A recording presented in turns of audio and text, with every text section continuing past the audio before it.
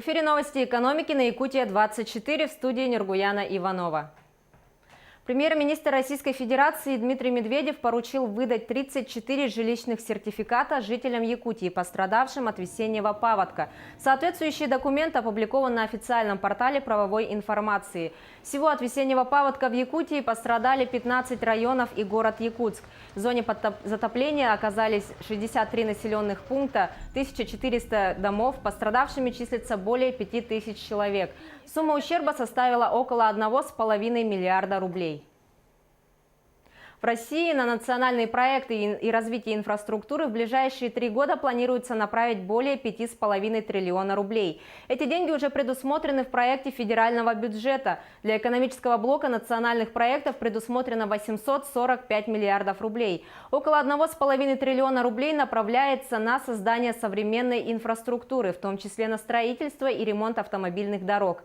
На нацпроект в образовании выделено порядка 350 миллиардов рублей. На жилищное строительство около 320 миллиардов рублей. Более 400 миллиардов рублей для национальных проектов в сфере науки, экологии и культуры. На ремонт школ, детских садов и центров дополнительного образования Ленского района Якутии выделили 140 миллионов рублей. Средства выделены из казны района. Большая часть запланированных работ будет выполнена до конца текущего года. Некоторые контракты заключались как долгосрочные, поэтому их завершение переносится на 2019 год.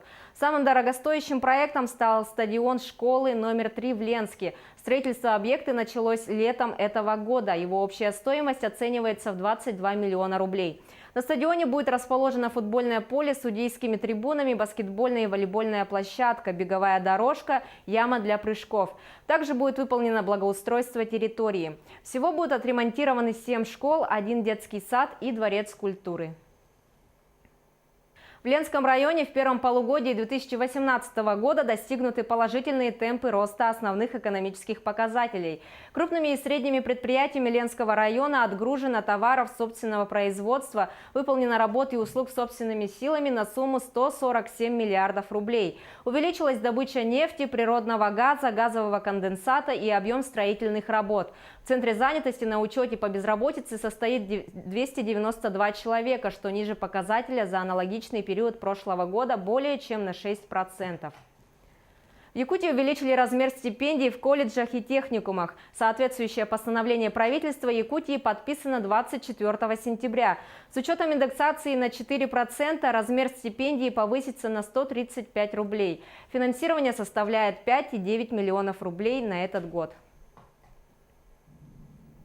Продолжение темы: Северо-Восточный федеральный университет получит 160 миллионов рублей от правительства Якутии на строительство общежития в городе Якутске по улице Губина для студентов вуза.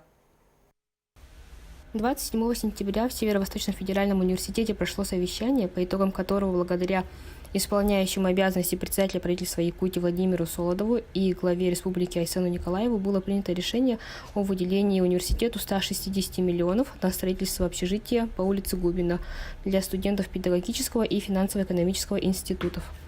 Строительство общежития проходит в рамках плана действий правительства Якутии на 2011-2019 годы по укреплению материально-технической базы и инфраструктуры Федерального университета.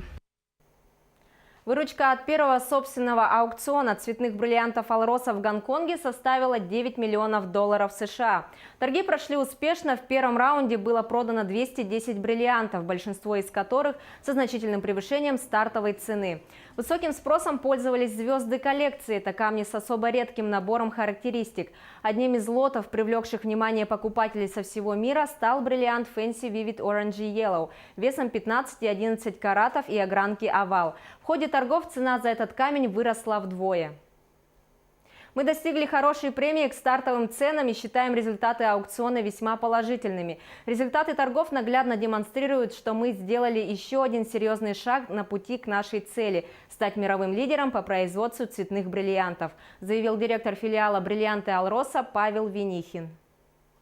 Коллекция, выставленная на аукцион, была изготовлена из алмазного сырья, добытого на месторождениях Алроса в Якутии и в Архангельской области. Более 300 вакансий представили на ярмарке нефтегазового комплекса республики. На площадке коворкинг-центра «Точка кипения» Госкомитет республики по занятости провел ярмарку в рамках реализации приоритетного проекта «Местные кадры в промышленность». В ней приняли участие такие компании, как «Газпром Трансгаз Томск», «Газпром Добыча Ноябрьск», «Саханефтегаз», «ТАСС-Юрях Нефтегазодобыча» и другие. Соискатели получили возможность напрямую задать работодателю вопросы и прошли первичное собеседование. Также во время ярмарки провели семинар по технологии поиска работы и составлению эффективного резюме. Все компании, они являются нашими партнерами по проекту «Местные кадры в промышленность». С ними заключены соглашения, ведутся совместные мероприятия по принципу государственно-частного партнерства, по профессиональному обучению безработных граждан, по стажировке молодых специалистов, по трудоустройству выпускников учреждений профессионального высшего образования. И такие ярмарки мы проводим не в первый раз, конечно же. У нас по проекту «Местные кадры в промышленности» есть план и график проведения таких мероприятий. Центробанк России выявил явные признаки финансовой пирамиды в деятельности группы российских и иностранных компаний под единым брендом «Кэшбери». Банк передал информацию о них в Генеральную прокуратуру Российской Федерации и МВД.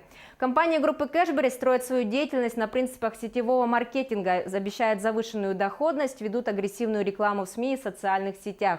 Деньги привлекаются и в рублях, и в криптовалюте, но при этом признаки реальной экономической деятельности отсутствуют. Лицензии Банка России у компаний, которые предлагают финансовые услуги, нет.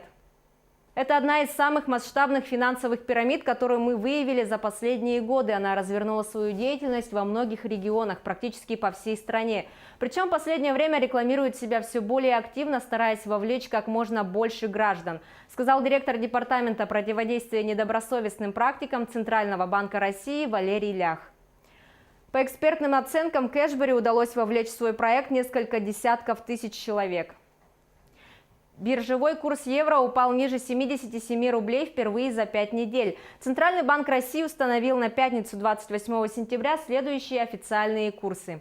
Американская валюта составляет 65 рублей 83 копейки. Евро продолжает демонстрировать снижение и составляет 77 рублей 4 копейки. На этом у меня все. Оставайтесь в курсе экономических событий на Якутия 24.